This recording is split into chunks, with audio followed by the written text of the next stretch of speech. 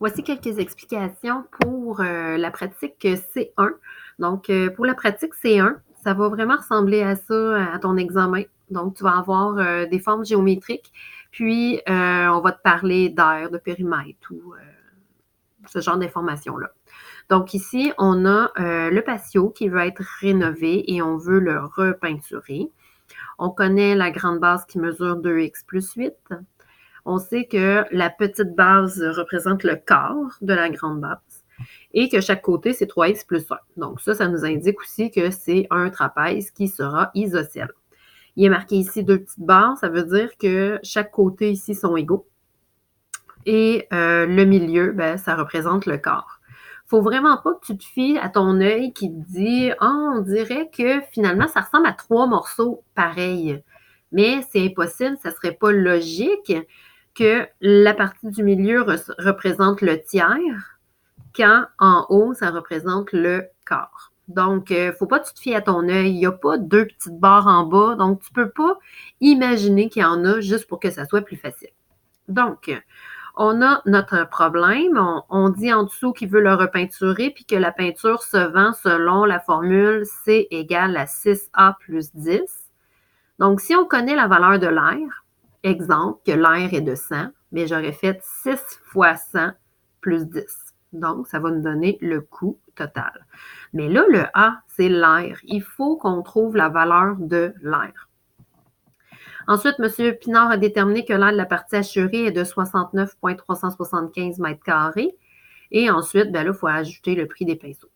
Donc, première étape dans un problème d'algèbre, j'ai dit dans mon dernier vidéo que c'était d'identifier la valeur numérique et d'écrire la formule de ce que l'on connaît.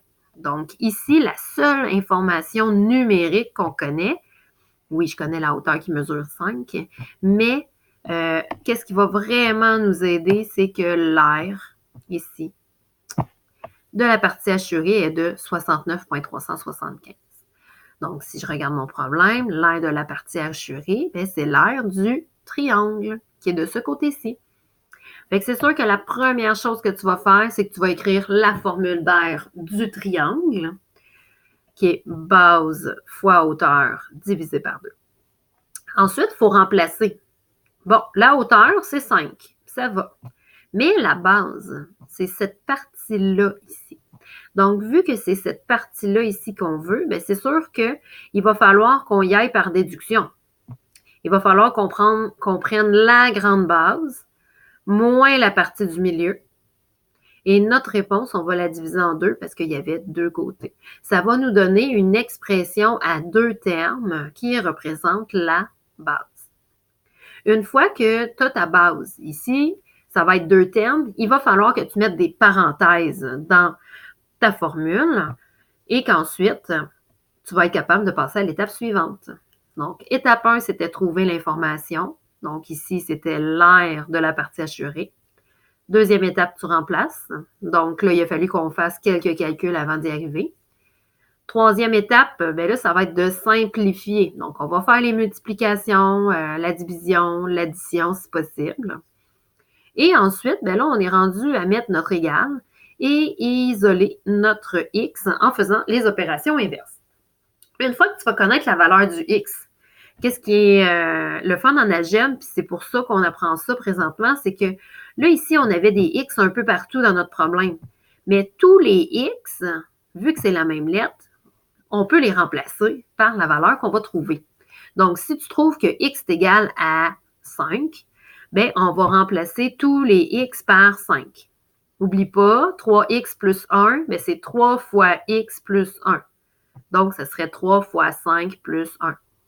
12x plus 8, ça va faire 12 fois 5 plus 8. OK? Donc, il faut toujours multiplier et ensuite additionner. Une fois que tu vas avoir remplacé tes x, la question, on cherche combien ça coûte, on cherche l'air total.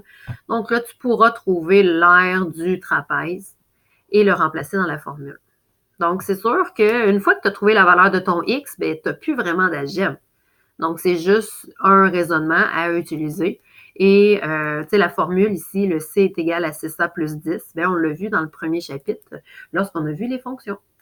Donc, je te laisse avec cet exemple-là. C'est des consignes, ça peut-être un peu t'aider à faire ton problème.